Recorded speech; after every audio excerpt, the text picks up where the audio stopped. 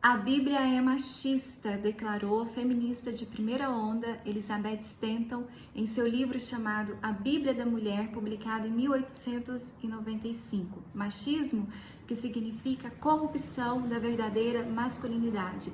Mas afinal de contas, a Bíblia é machista? Para falar sobre esse assunto, quero me valer da fala da pré-leitora Conferência Fiel Mulheres 2018, a Caroline, autora do livro Feminilidade Radical. Ela começa dizendo que, ao se converter, a primeira coisa que ela precisou aprender foi que nem tudo que está na Bíblia é para ser praticado ou repetido.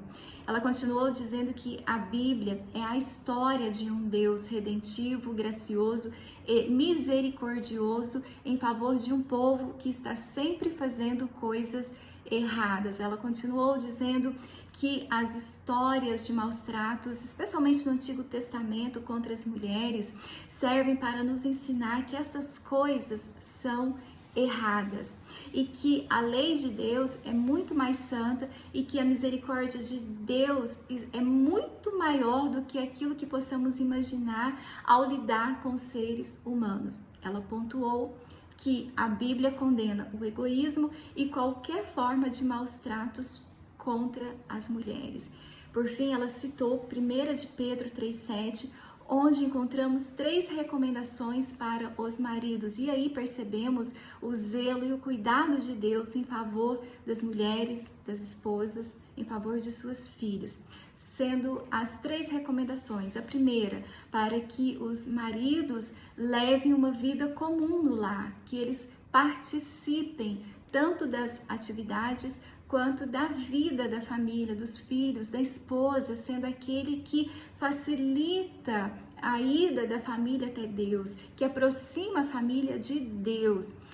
Segunda recomendação, para que o marido considere a esposa como a parte mais frágil, seja fisicamente ou emocionalmente. Afinal, mulher e homem são diferentes biologicamente. E a terceira recomendação é para que os homens tratem as mulheres com dignidade, reconhecendo que ambos são igualmente herdeiros da graça salvadora. No final deste versículo, encontramos uma condição. Alguns dizem que até num tom ameaçador, mas a condição é que, caso o marido não observe estas recomendações, as suas orações serão interrompidas. Caroline continua dizendo que é muito importante a gente entender que essa condição de maus tratos contra as mulheres na Bíblia foram praticados por homens, jamais, em tempo algum, por Jesus.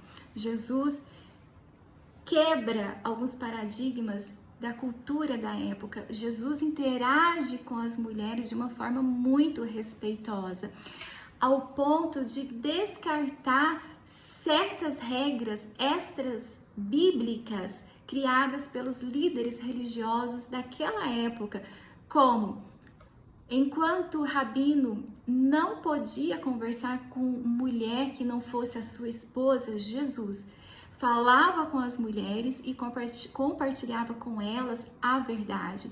Enquanto diziam que os homens não podiam ser tocados por alguma mulher que estivesse menstruada ou contaminada de alguma outra forma considerada pela cultura da época, Jesus permitia ser tocado por mulher que estivesse nessas condições, pois a pureza dele, o plano redentivo dele superava qualquer forma de pecado. Jesus não tinha 2 medidas e 2 pesos, ou 2 pesos e 2 medidas.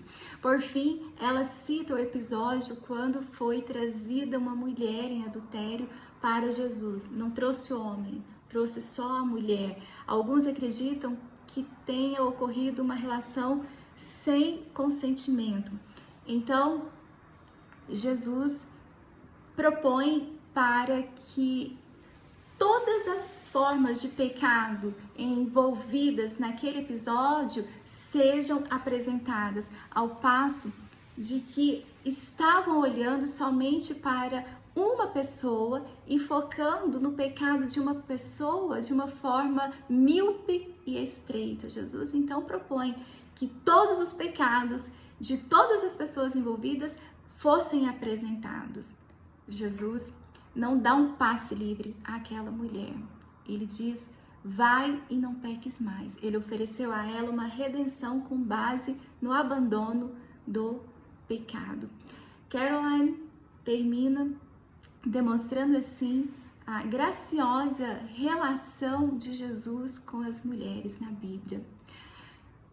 Para encerrar, eu gostaria de pontuar duas coisas aqui. A primeira é que, com referência à acusação de que a Bíblia seja machista, consideremos que as formas de maus tratos foram praticadas por homens, nunca, jamais, em tempo algum, por Jesus. E que nenhum pecado ficará escondido. Deus está disciplinando o pecado que traz escândalo ao seu nome. A Bíblia é a história de um Deus gracioso, misericordioso e redentivo em favor de um povo que está sempre errando, um povo do qual eu e você fazemos parte.